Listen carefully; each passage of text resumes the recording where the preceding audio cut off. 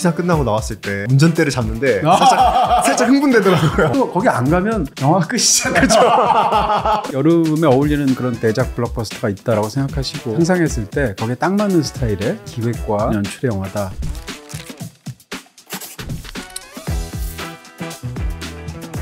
BTV 이동진의 파야케야, 저는 현우준 매니저입니다. 안녕하세요, 이동진입니다. 탑건 매버릭의 조셉 코신스키 감독님이 이번엔 레이싱 영화로 돌아왔습니다. 맞아요. 많은 분들이 이제 여름에 어울리는 그런 대작 블록버스터가 있다라고 생각하시고 이렇게 상상했을 때 거기에 딱 맞는 스타일의 그런 기획과 그런 연출의 영화다. 뭐 이렇게 얘기할 수 있겠죠. F1 더 무비입니다. 시사 끝나고 나왔을 때 운전대를 잡는데 살짝 흥분되더라고요. 큰일 나. 네. 그 사람들이 제일 궁금해하는 게 아무래도 이전작이 탑건 매버릭이다 보니까 이번 영화도 이제 그런 비슷한 느낌의 현장감, 생동감을 느낄 수 있는지 궁금해하는 사람들이 많더라고요. 네, 이 작품에 대해서는 이제 그런 한 줄 평을 쓰면 안 돼요. 왜냐하면 모든 사람이 그렇게 쓸 거니까. 그럼에도 불구하고 실제로는 그렇게 안 쓰겠지만 가장 간단하게 요약하라면 그냥 트랙 위에 탑건이라고 말할 수 있습니다. 탑건이 아래로 내려왔군요. 네, 내려와서 이제 바퀴로 이제 달리는 거죠. 그런 작품이라고 말할 수 있을 것 같고요. 애초에 조셉 코신스키라는 감독이 이제 이전에도 뭐 오블리비언 같은 굉장히 맵시 있는 그런 장르 영화를 만들기도 했습니다만 대중에게 가장 많이 알려진 것은 탑건 매버릭일 거고요. 탑건 매버릭 하면 우리가 즐겼던 어떤 그런 명확한 부분들이 있잖아요. 그것을 고스란히 레이싱 영화에 가져왔다고 얘기할 수 있고요. 본인 스스로가 이런 아이디어를 또 떠올려서 만들어주려면 또 이제 감독 말고 또 외부 역할을 해야 될 프로듀서가 있어야 되잖아요. 제리 브루크하이머를 찾아왔다고 해요. 근데 이 영화는 만든 사람들이 몇몇만 보면 그냥 어떤 영화일지 그대로 상상할 수 있어요. 일단 만든 사람은 조셉 코신스키 감독이니까 탑건 매버릭 떠올릴 거고요. 그렇게 해서 이 모든 것을 총괄해서 만들어낸 프로듀서가 바로 그 유명한 제리 브루크하이머인데 할리우드 블록버스터로 가장 유명한 프로듀서가 누구냐 하면 바로 제리 브루크하이머잖아요. 뭐 무슨 더락 같은 영화, 무슨 캐리비언의 해적 같은 영화, 그 옛날에 무슨 분노의 질주 같은 영화, 이런 영화까지. 그런 측면에서 이 두 사람의 결합으로 굉장히 이상한 아주 심오한 무엇이 들어가 있고 비틀려 있는 반전이 있고 엄청난 그런 예술 영화 나올 리는 없을 것 같고요. 시원하고 호쾌한 영화. 그렇습니다. 영화에 딱 시즌에 딱 맞는 그런 대작이 나오겠죠. 거기다가 음악을 누가 했냐? 한스 짐머가 했어요. 한스 짐머도 너무 뛰어난 음악가이긴 하나 영화 음악이야말로 거기에 맞춰서 하는 거지 않습니까? 그런 측면에서 한스 짐머 대작 영화라고 했을 때 떠오르는 딱 그런 스타일의 음악을 했고요. 거기다 주연 배우는 브래드 피트예요. 톰 크루즈 딱 겹치네요. 뭔가. 그렇죠. 나이도 비슷해요. 심지어. 그런 측면에서 보면 굉장히 이제 비슷한 걸로 상상할 수가 있고요. 탐 크루즈 정도야 아니겠습니다만 탐 크루즈는 제정신이 아닌 분이시잖아요. 좋은 의미에서. 근데 브래드 피트도 실제로 탐 크루즈가 그 영화에서 전투기를 탔던 것처럼 이 영화에서 레이싱카를 탔다고 하고 물론 모든 장면을 다 질주하면서 찍지는 않았겠습니다만 상당 부분을 직접 해서 조셉 코신스키가 탑건 매버릭에서 했던 방법은 실제로 관객들이 전투기에 탄 것 같은 느낌을 주는, 그래서 우리가 이제 거기에 매혹된 거잖아요. 마찬가지로 실제로 레이싱카를 타는 것 같은 그런 이입을 만들도록 그 레이싱 영화의 어떤 사실감을 극대화한 블록버스터를 만들었다는 측면에서도 역시 똑같이 탑건 매버릭하고 전략이 같다, 이렇게 말할 수가 있겠죠. 그 레이싱 영화랑 비교했을 때 어땠는지도 좀 궁금한데, 예를 들어서 기존에 막 훌륭한 레이싱 영화들 많잖아요. 이 장르에 좋은 영화가 참 많아요. 뭐 포드 vs 페라리도 있고, 뭐 러시, 더 라이벌 이런 영화들도 있고, 둘 다 훌륭하죠. 뭐 레이싱 영화들의 관점에서 봤을 때는 어땠나요? 한스 짐머의 이번에 이력을 쭉 봤더니 한스 짐머조차도 레이싱 영화의 영화 음악을 벌써 3번째더라고요. 바로 러시 더 라이벌을 한스 짐머가 하기도 했고 또 분노의 질주라는 영화를 했었죠. 3번째 영화이던데 우리가 이제 비교를 사실 두 영화는 굉장히 차이가 있는 것 같아요. 러시 더 라이벌 같은 영화에는 실제로 F1 세계에서 슈퍼한 라이벌에 해당 두 사람의 대결을 들었다는 측면이고, 포드의 페라리는 훨씬 더 제가 가장 좋아하는 레이싱 영화인데요. 그것도 실화 기반이잖아요. 그렇죠. 실화 기반이기도 하고 그 속에서 두 인물의 관계가 굉장히 독특하기도 하고 두 차량을 통해서 비교한 부분들도 있겠죠. 이런 측면이. 근데 그것은 F1은 아니잖아요. 포뮬러 1이 아니고 다른 레이스잖아요. 이러면서 차이가 있겠죠. 또 인물 구도도 다르고. 러시 더 라이벌만 하더라도 그냥 뭐 배경이 한 70년대 이렇게 되잖아요. 근데 이 영화는 지금 딱 배경으로 해서 지금 포뮬러 1을 즐기고 있는, 혹은 잘 모르지만 뭔가 즐기고 싶은 그런 관객들을 대상으로 해서 말 그대로 여름 블록버스터를 만들어다는 측면에서 어떻게 보면 가장 기획 영화에 가깝다, 그렇게 이야기하시면 이전 영화들하고 차이가 어떤 건지 감이 오시지 않을까 싶습니다. 이게 현대 영화다 보니까 그 배경이 그 속도감도 다르더라고요. 그쵸? 예전엔 최고 속도가 막 한 280, 막 290이었는데 지금 350까지 막 찍고. 예. 상상할 수 없는 그런 속도인데 이 영화의 촬영도 좀 독특하게 됐다라는 얘기를 좀 들었던 그게 것 이 같아요. 영화의 뭐 가장 큰 장점이죠. 사실은 이 영화의 어떤 각본이 뛰어나다고 말할 수는 없을 것 같고요. 어떻게 말할 수 있냐면 이 영화는 관객이 포스터나 라인업을 보고 원하는 그거를 고스란히 쥐어주는 영화. 약속한 걸 가져잖아요. 네, 그런 점에서는 상업영화 혹은 대중영화로서 굉장히 큰 강점이 있죠. 일단 우리가 레이싱 영화를 많이 봤음에도 불구하고 또 심지어는 포뮬러1을 즐기고 있는 팬들이 있음에도 불구하고 이 영화에서만 즐길 수 있는 방식 같은 게 있단 말이에요. 좀 찾아봤더니 자동차를 모두 이제 이걸 위해서 12대를 촬영에 동원했다고 하고 한 차당 평균 9,000km를 달렸대요. 제가 이번에 보험회사 아는데 지난 1년 동안 8,000km 다녔거든요. 제가 제 차로. 나름대로 많이 간다고 했는데 근데 이거 12대 동원해가지고 한 차당 9,000km를 달렸대요. 물론 레이싱 가니까 사실상 편집할 때 너무너무 힘들 것이라는 생각이 들어요. 왜냐하면 한 차에도 경량 카메라 여러 대를 붙이거든요. 봐야 되는 카메라 수와 네. 봐야 되는 분량 자체가 커버리지가 엄청나잖아요. 여기 지금 카메라가 3대인데도 사실 편집하려고 그러면 3가지의 초이스를 항상 고려를 해야 되는 것인데 한 차당 그렇게 붙이죠. 차량 여러 대죠. 차 바깥에도 카메라 있죠. 이렇게 되면 초이스 자체가 어마어마하게 늘어나게 되는 거예요. 예를 들어서 저는 이제 레이싱 장르 영화들을 많이 봤음에도 불구하고 아니 차 바퀴가 가까이에서 이렇게 다이나믹하게 나오는 영화가 있나 이 생각했어요. 차 바퀴를 레이싱 카체이스 장면에서 너무 잘 해서 영화사의 기념비적으로 남은 영화가 매드맥스 1편이에요. 근데 매드맥스 1편은 뭐 이게 70년대 말에 나왔으니까 40년도 더 됐잖아요. 그 영화를 보면 그냥 무거운 카메라를 말 그대로 진짜 무대포 정신으로 차량에 부착을 시키고 그걸 가까이서 촬영을 한 거예요. 그러다 보니까 실제로 매드맥스 찍을 때 굉장히 위험했거든요. 사고가 나기도 하고. 그럴 때마다 그 감독 자체가 외과 의사 출신이잖아요. 치료해 주시고. 네, 사고 나면 현장에서 치료해 줬다는 거 아니에요? 감독이? 뭐 그런 어떤 일화가 남아 있을 정도인데 그 당시에는 그렇게 위험했던 촬영이 이제는 카메라를 경량화시킬 수 있고 다양하게 무빙을 줄 수 있고 혹은 그걸 위해서 일부러 카메라를 개발하기도 하죠. 이 영화처럼. 이 영화에서 굉장히 놀라운 어떤 그런 레이싱카로서의 장면 같은 게 있는데 일단 차량의 우측에 있는 그 바퀴를 그 눈높이에서 굉장히 크게 아주 역동적으로 보여주죠. 그러다가 카메라가 팬을 해요. 돌면 바퀴를 보여주는 것이 끊지 않고 같은 쇼트 안에서 차량의 옆모습을 보여주는 역동적인 쇼트가 있거든요.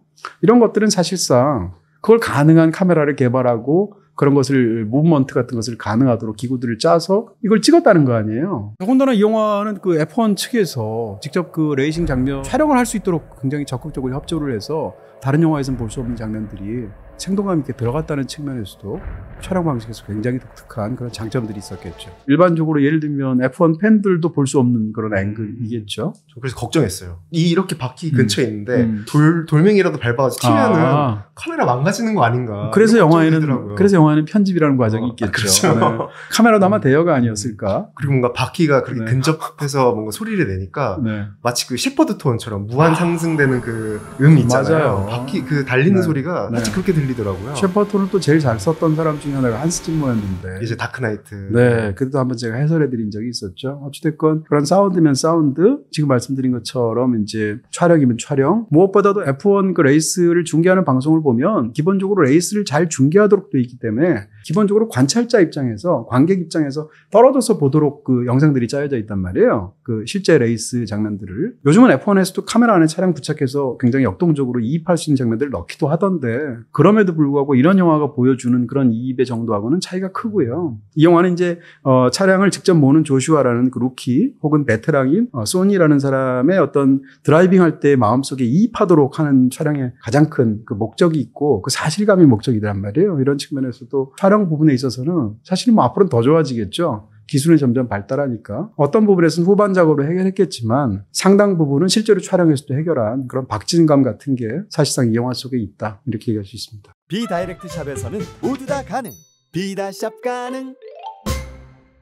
이 영화를 보면서 제가 느꼈던 건 속도라는 게 이미지이지만 사운드도 어마어마하게 중요하구나 그 생각을 했습니다. 우리가 이제 영상들을 보게 되면서 사실은 이것이 평면 이미지인데 그래서 입체 이미지로 우리가 착각하면서 보게 되는 거잖아요. 영화라는 매체 자체가. 그런 상황에서 그 이미지의 어떤 빠른 이동 같은 걸 보여줄 때 그것이 이제 사운드를 거세하고 보면 그렇게 안 빨라 보일 것 같아요. 그 생각을 이번 영화를 보면서 하게 되었고요. 이 영화 또 아이맥스로 찍었잖아요. 아이맥스로 찍은 또 대작 레이싱 영화라는 측면에서도 앞에 영화하고 다르죠. 포드 대 페라리도 아이맥스로 안 찍었잖아요. 러시 드라이버는 말할 것도 없고 그런 측면에서 IMAX로 상당 부분을 찍어내기도 했고 그런 식의 어떤 그런 굉장히 강렬한 이입감을 주면서 무엇보다도 스피드로 승부했다라는 건데 그 스피드라는 것이 상당 부분은 사실은 소리가 사운드도 관련이 있다는 거고요. 또 한 가지는 이 영화를 보면서 빈대가 하나도 없다고 그럴까요? 꽉 차 있다. 네, 이게 반드시 장점은 아닐 수도 있어요. 근데 이 영화는 중간에 뭐라고 그럴까요? 이제 비어있는 구석이 하나도 없어요. 그러니까 예를 들면 이제 어떤 포뮬러 1에 대해서 잘 모르는 관객들한테는 설명도 해줘야 되잖아요. 어떤 방식이나 뭐 이런 것들이 타이어를 왜 바꿔야 되는지 어떤 타이어가 있는지 뭐 등등등까지. 근데 그렇게 말하고 설명하는 순간조차 셔츠가 계속 바뀌죠. 해설하는 순간조차도. 그래서 이미지로나 사운드로나 빈 구석이 없이 한순간도 없이 그냥 다 빼곡하게 차 있어서 영화가 정말 정신이 하나도 없는 느낌이 들고요. 러닝타임이 2시간 반 가까이 되는데 그 러닝타임이 전혀 지루하게 느껴지지 않는 말 그대로 팝콘 무비라고 말할 수 있습니다. 궁금한 게 이제 레이싱 영화다 보니까 아까 말씀 주신 대로 막 용어들이 막 무슨 타이어 무슨 맞아요. 타이어 막 이렇게 나왔는데 이게 F1을 모르는 초심자가 보기에도 친절한 영화였나요? 네, 그러니까 이런 어떤 최대 다수의 최대 쾌락을 겨냥하는 대작 블록버스터를 만들게 되면 어떤 특정한 사람들만 아는 혹은 팬들만 아는 그런 곳으로만 소구할 수가 없죠. 저도 F1 잘 모르고요. 그냥 그 F1 경기가 어떻게 이루어지는지 영상을 이렇게 좀 약간 보면서 이제 좀 참고한 정도에 불과하거든요. 그럼에도 불구하고 즐기는데 문제 없었던 것 같고요. 말씀하신 것처럼 예를 들어서 이제 언제 소프트 타이어를 쓰고 언제 핫 타이어를 쓰는지 그것이 전략하고 어떤 관계가 있는지 조금 더 다른 개념이겠습니다. 타이어가 엄청 중요하더라고요. 이 영화를 보면. 얘기하신 것처럼 인터미디어 타이어가 나오기도 하고 또 슬릭 타이어가 나오기도 하고 그 순간에 슬릭 타이어를 써서 공격적으로 치고 나가지만 그게 이제 어떤 위험한 상황에 봉착하기도 하고 또 그다음에 이제 이 차량을 수리하는 장면들이 굉장히 중요하잖아요. 수리하거나 이제 타이어를 갈아 끼는. 그래서 피트에 언제 들어가거나 빠지는지 같은 것이 전략에서 얼마나 중요한지를 이 영화가 굉장히 잘 설명하고 있어요. 그런 측면에서 포뮬러 1이라는 게임에 대한 이해를 늘린다는 측면에서도 흥미롭고 이 경기에 대해서 또 한 가지는 그런 걸 잘 몰라도 즐길 수 있도록 사실은 영화가 짜고 있다. 그런 전략을 잘 설명한다. 이렇게 얘기할 수 있겠죠. 브래드 피트부터 얘기를 해볼까요? 네. 탐 크루즈라는 너무 엄청난 이해가 있어서 그런데 브래드 피트도 사실은 이분도 나이가 적은 나이가 아니시잖아요. 우리 식으로 얘기하면 잔치하신 다음이잖아요.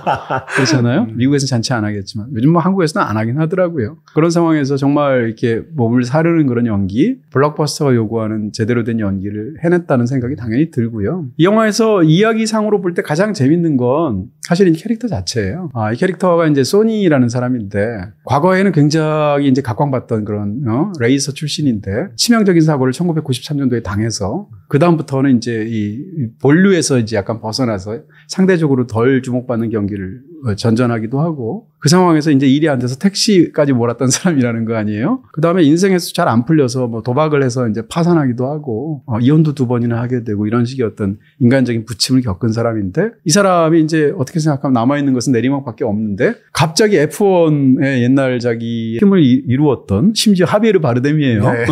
루벤이라는 사람이 와서 친구여 다시 한번 하지 않겠나 이렇게 기회를 줘서 마지막 불꽃을 태우는 이런 얘기를 한 말이에요. 근데 이런 얘기는 이제 스포츠 영화의 어떤 컨벤션처럼 만들어지는 거는 흔하디흔한 캐릭터처럼 보이는데 저는 이 캐릭터가 제 생각엔 서부극에서 온 것 같아요.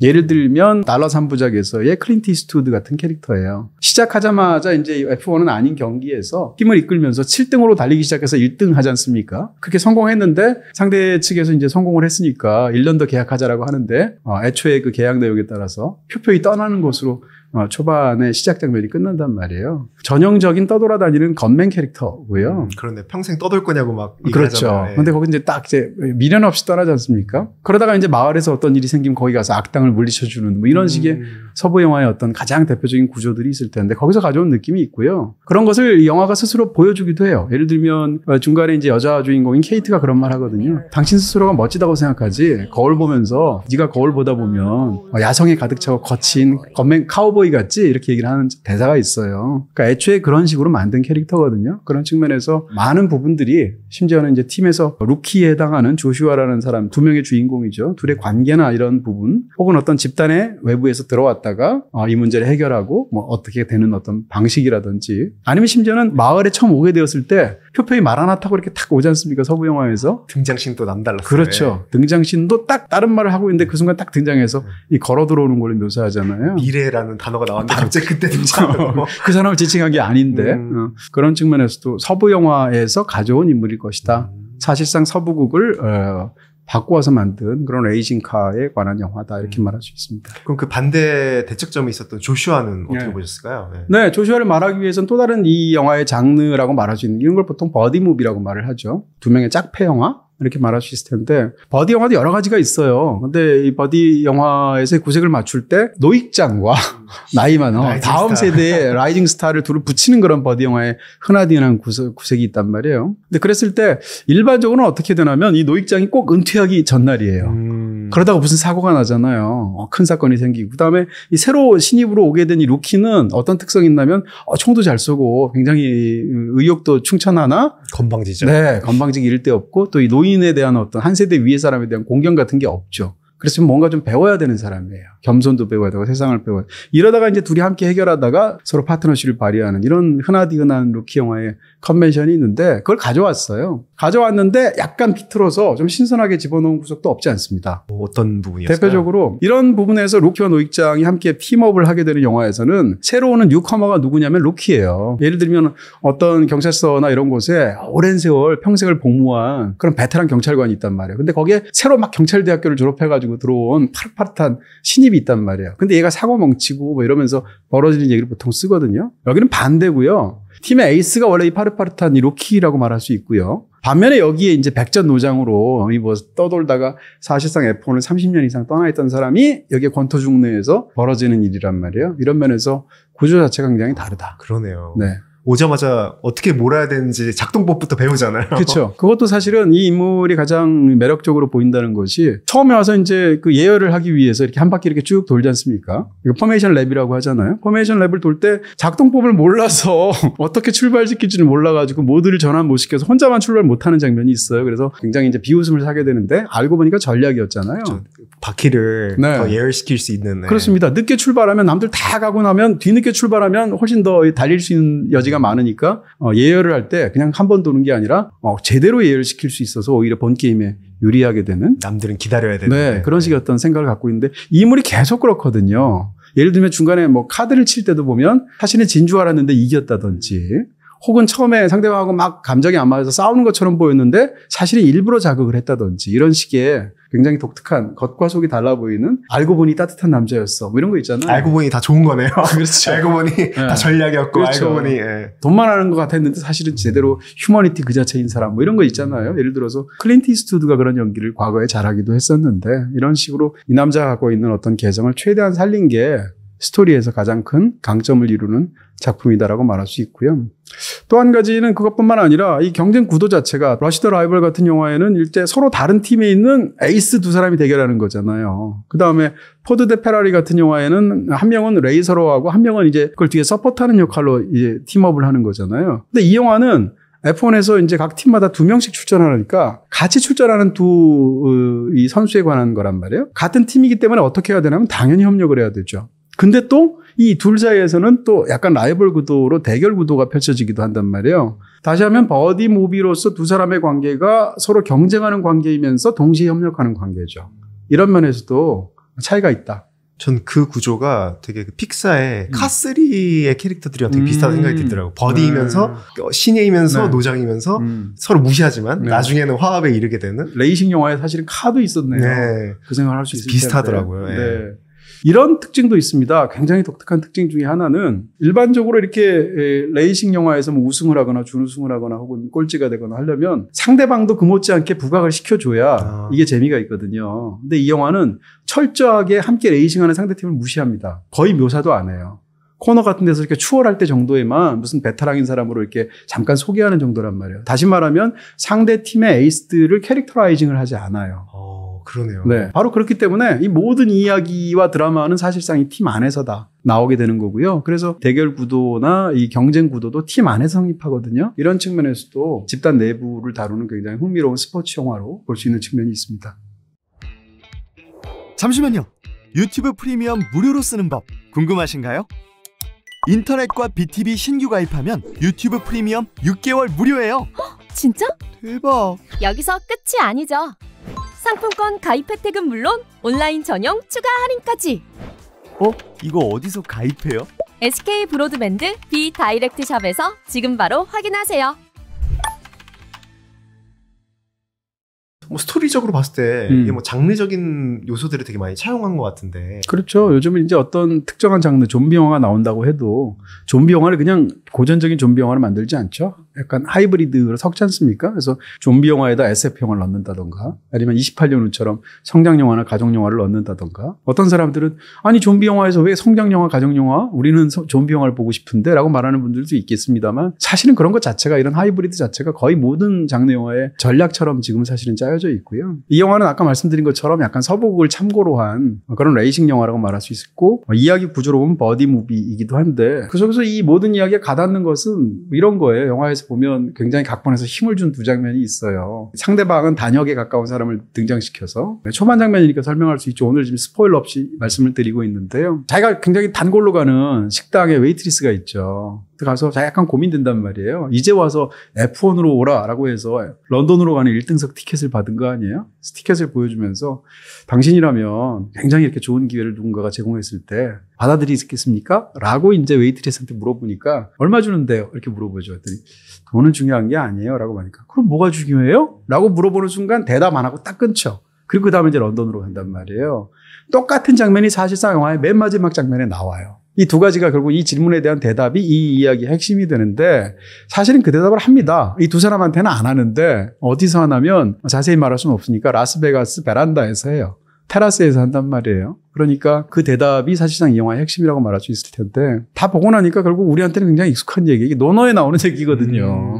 호지자 불려 락지자 이런 말 있잖아요. 즐거움. 네. 좋아하는 사람은 즐기는 사람만 못하고 그 이전에 아는 사람은 좋아하는 사람만 못하다라는 그 논어에 굉장히 유명한 구절이 있잖아요. 최고는 결국 즐기는 사람이라는 건데 어떻게 보면 주인공이 그런 사람인 거고요. 왜 레이싱을 하느냐에 대해서 이 사람의 대답은 사실상 그것이다라고 말할 수 있죠. 저 즐기는 사람인데 왜 근데 굳이 고민을 했을까 생각이 들긴 하더라고요. 즐길 수 있을까? 그런 생각이 들었겠죠. 가서 네. 뭐 놀림 대상이 되거나 뭐. 아니 그것보다도 말해준 그 루벤의 조건들이 있잖아요. 예를 들면 팀이 3시즌을 하고 있는데 2시즌을 다 완전히 말아먹었고 지금 시즌도 전반기는 망했고 9경기 남은 상황에서 무조건 한 번은 우승을 해야 되고 10위 안에 든 적 한 번도 없고 팀은 지금 매각 위기에 있고 이런 식의 어떤 전형적인 스포츠 팀의 클리셰가 있지 않습니까? 그 상황에서 본인이 가서 즐길 수 있을까? 혹은 나중 생각으로 따르면 정말 하늘을 나는 것 같은 자기만의 몰입의 순간을 얻을 수 있을까에 대한 생각이 있었겠죠. 네. 그리고 또 거기 안 가면 영화가 끝이잖아요. 우리 브래드 피트 보고 싶잖아요. 다른 시골에서 뭐 경기도 하겠죠.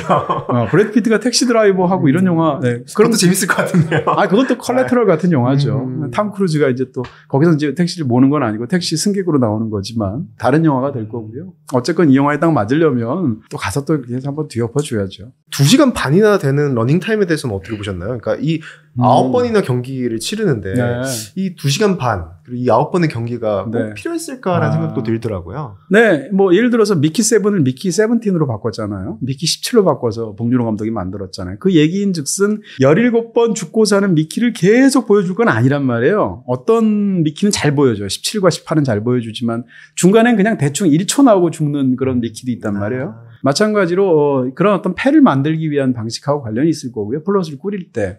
중간에 보면 초반에 예를 들면 영국에서 하는 레이스나 라스베가스 후반에 나오는 거나 마지막에 나오게 된 아부다비 그랑프리 같은 건 집중적으로 길게 묘사하는데 중간에 얼마 나오지도 않는 도쿄 레이스도 있단 말이에요. 1분도 안 나오잖아요. 몬타주 씬처럼 그렇죠. 그렇게 해서 쭉 지나가는데 어떻게 보면 예를 들면 007 시리즈 같은 거예요. 007 영화도 보면 굳이 갈 필요 없는데 베니스 가주잖아요.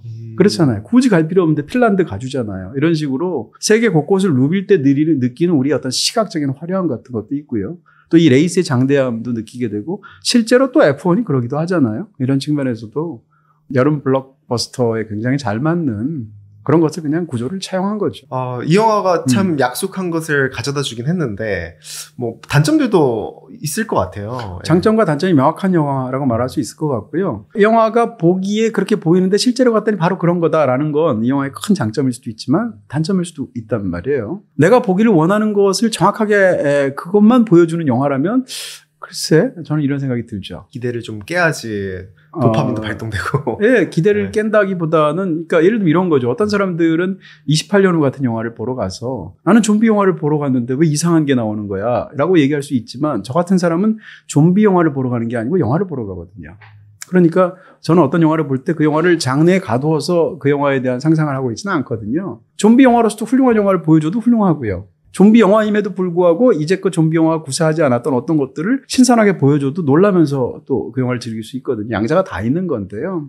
이 영화를 보고 상상할 수 있는 그 이상은 하나도 없다라고 말할 수 있어요. 장르의 관습에 기대고 있는 영화라고 말할 수 있고요. 이 영화에서 등장하는 로맨스, 아니면 그 로맨스가 마지막에 해결되는 방식, 그 순간에 폭죽이 터지고 키스로 끝난다든지, 혹은 그랬을 때 두 사람과의 러브 관계라든지, 루키 영화로서 두 사람의 관계, 언제 싸우고 언제 화해하고 언제 팀워크가 이루어지는지에 대한 방식이라든지, 이런 부분들에 있어서 사실상 영화의 각본이 훌륭하다고 말할 수는 없고요. 그럼에도 불구하고 즐겼으면 되는 거 아니냐라는 관객이 있다면 그 관객한테는 그 영화가 온전하겠죠. 근데 저는 그렇지는 않거든요. 이런 측면에서 아쉬운 부분이 없지 않았다라는 것이고, 대표적으로 이 루벤이라는 캐릭터가 나오게 되는데, 이 루벤도 굉장히 전형적인 캐릭터예요. 근데 더군다나 이 연기를 누가 하냐면 하비에르 바르뎀이 한단 말이에요. 현존하는 가장 뛰어난 배우 중에 한 사람이 하는데, 어떻게 보면 닭 잡는데 소 잡는 칼을 쓴 거죠. 전혀 매력 없는 캐릭터거든요. 기능적인 역할을. 저는 뭘 할 줄 알았어요, 그 캐릭터가. 근데 그냥 누가 와도 할 수 있는 그런 어떤, 뭐 다른 배우들도 훌륭한 배우가 많겠습니다만, 그러니까 제가 드리고 싶은 말은, 이 영화가 보편적인 최대 다수의 최대 쾌락을 가장 크게 성공하기 위해서, 어떻게 생각한다면 상업적인 목적을 위해서 영화의 다른 것들을 다 그냥 표준화 한 거죠. 그런 부분에서 영화가 지나치게 공산품에 가까운 느낌이 있고요. 이것은 어떻게 보면 어떤 사람한테는 장점일 수도 있겠죠. 공산품이라는 것 자체가 단점은 아니지만 이 영화가 사실상 그런 오락을 만들어내기 위해서 포기해야 했던 수많은 불능과 무능이 있었다는 걸 생각한다면 완벽한 성취다라고만 볼 수는 없는 측면이 있죠. 전략적으로 뭔가 포기해야 됐던 부분들도 있었을 테고. 그럼에도 불구하고 여름철에 이런 영화를 기대하러 보러 가서 호쾌하게 대형화면에서 즐긴다는 건 정말 포기할 수 없는 그런 쾌락인 것이고요. 그것도 대부분의 영화들은 못하잖아요. 이런 측면에서도 사실 이 영화의 명확한 위치는 분명히 있고, 아마 많은 분들이 좋아하시지 않을까, 이런 상상을 하게 됩니다.